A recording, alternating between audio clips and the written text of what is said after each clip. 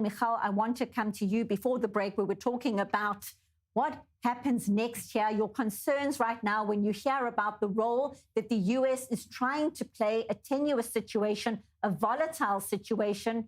Your thoughts? I can't get what Churchill said to Chamberlain out of my mind in this very situation, where when you deal with genocidal ideology, and in this case, terror, when he said to him, you were given the choice between dishonor and war, you chose dishonor and you will have war. Meaning, there is no other option but to disarm Hamas.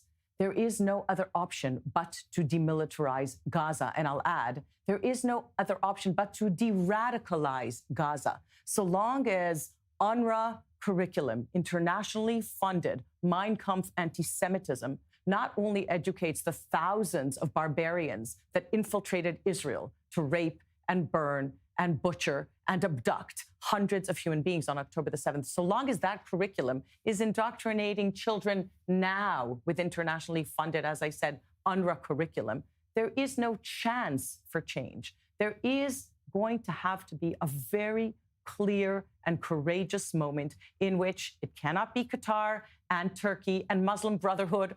Hamas, Qatar, and Turkey are all peddling the very same ideology that includes anti-Semitism as its predictor, if you will, but isn't just singularly incentivizing, glorifying murder of Jews. In fact, it's incentivizing and glorifying the globalization of the Intifada. You know, when I was watching that beautiful reunion of Omri Miran with his family, I couldn't help but think of the protests we have seen around the world, not only for the last 2 years on campuses, on streets of Toronto, Sydney, Washington, Berlin, but since this alleged ceasefire was brokered, the protests have not stopped. The protests have continued, calling to dismantle the state of Israel, to actually globalize the Intifada. We are at that intersection, that moment. And so if I go back to your question, this cannot be where we end this war, so to speak, with what has been called a ceasefire.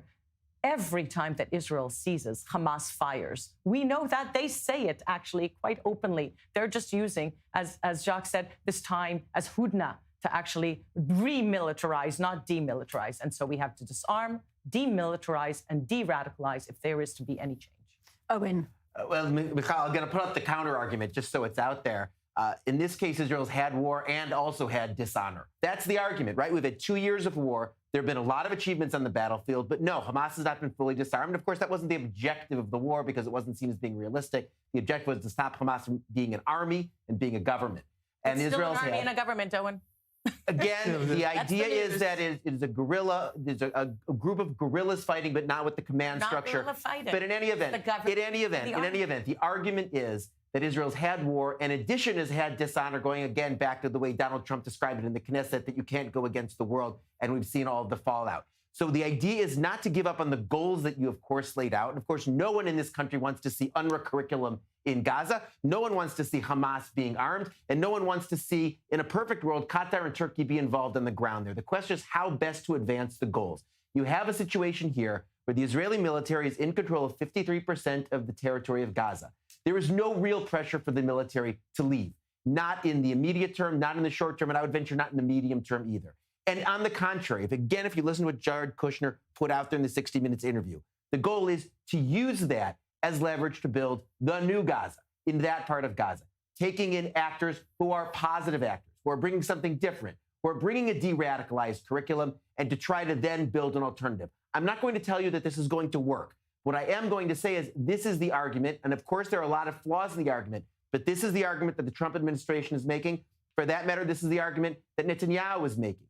And this is the argument that large parts of the Israeli public are making, right? Which has already yielded the return of all living hostages and is continuing to yield the return of at least some, although, again, we have to emphasize not all, and it's problematic of the remains. Agreement, right? Yeah. But in any event, this is the logic here. Again, it is not something that has necessarily worked in our part of the Middle East. The idea is that this have a better chance of success than a continuation of the war. It didn't work so well with Nazi Germany either. It didn't work so well with Japan in World War II. And I would argue, actually, Owen, that sentence that I said, quoting Churchill, is actually meant for the free world, for the West as we know it. It is not about Israel. Israel is on the front lines of something much, much bigger. And if we are not looking at what has unraveled in Israel, not only from the inside out, but from the outside in, understanding that it's democracies that are in danger, that it's the international rules-based order that is about to collapse, that it is indeed the terror and tyranny that has been emboldened.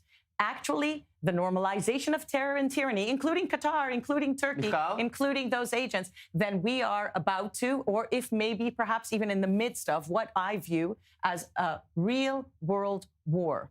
By proxy, by additional agents, by countries that have been emboldened. I won't say that that's wrong, but that is not the choice. And that's the war that I World War II was fought by the most important superpowers of that era, by the United States, by the Soviet Union, and by Britain. Israel is a small country that depends on cooperation from outside. I'm not talking about Israel. And therefore, the Israeli government had a different set of choices and different set of policies. What is certain that in the reconstruction effort, we have, I don't know, I ask myself, do we have to add to the 36 hospitals that exist today in Gaza? Yeah. 36, you don't have that in Israel. For 10 million people, we don't have that. They have, for less than 2 million, they have 36 hospitals. They received every month $200 million. Divided by 2 million means that every Gazan got $100 per month from the United States, from UNRWA, from the European Union, and from whoever. And then this is the only place on earth where you don't pay for electricity, for gas, for water, for nothing. And they claim that they were isolated, that they were surrounded, they were suffocating, and this is the big lie. We have just to expose this lie, because otherwise, I mean, we cannot rebuild. And then the idea of reconstruction, with what? We have seen what the Daesh behavior of Hamas. We've seen how the execution, the summary execution. This is what's expecting for all those who are trying to just compete with their power. Another spanner in the works, the senior Hamas official telling Reuters, in case anyone is wondering how the terror group feels right now, that Hamas intends to maintain security control in Gaza during an interim period, adding, says this official, he could not commit to the group disarming. His name is Mohammed Nazal. So it's there in black and white. It's there. That is the thinking of the terror group after 2 years and an apparent ceasefire. Jacques. Yeah, you have to read the reality and not explore visions and dreams, because what the Americans are proposing is a dream, because they don't live in this reality of the Middle East. We know who are our enemies. We've been there for a long time. And then we've been fighting for them for the last 2 years. And we've been killing them, by the hundreds. And then they just recruited very easily. Very easily, they just reformed an army, regiments, again. They are just rebuilding their power as they did before. And they are exploiting the fact that the 6 months that they have right now, we will find another monster facing us.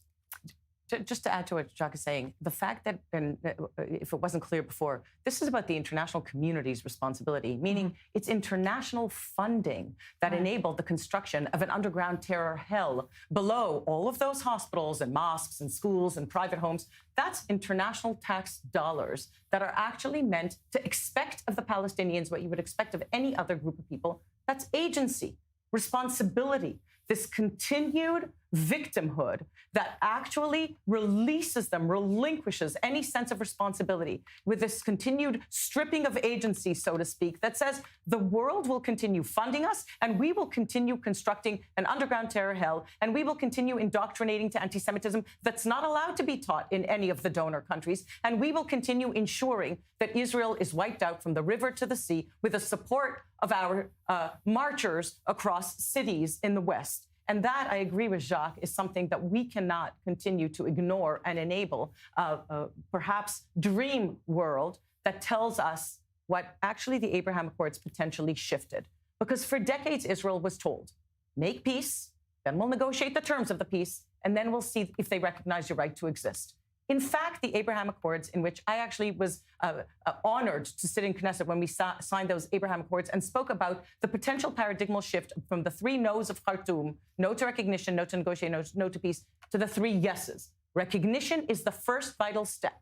that enables the negotiation of the terms of the coexistence, that can potentially pave path to peace. That is what Donald Trump, in his first term of presidency, enabled and rolled out. And actually, if this proceeds as planned, it'll be the undermining or the collapse of the Abraham Accords' potential historic paradigm shift, and something that perhaps we will never have a chance to do. 53% of Gaza that the Israeli army currently controls now, that is what is not supposed to happen. What is supposed to happen is have a de-radicalization plan and program be able to roll out. But Hamas, the idea is not there. Again, of course, it's an open question about the 47%. Continuing on the idea of the Abraham Accords.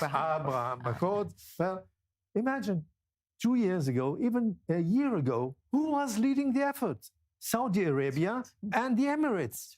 Today, they are just out. They don't want anything to do with this. They don't want to deal with that. And the ones who are in front are now the Turks, Turkey, as they call themselves, not Turkey, Turkey, and Qatar, with the tiny army, the Qatar, the well-experienced army that will wage the war against the Hamas in the Gaza Strip. By the way, the body that is released today will be released given by Ali Mustafa, one of the factions that are not included in Hamas. So there are different factions that got different hostages in their possession.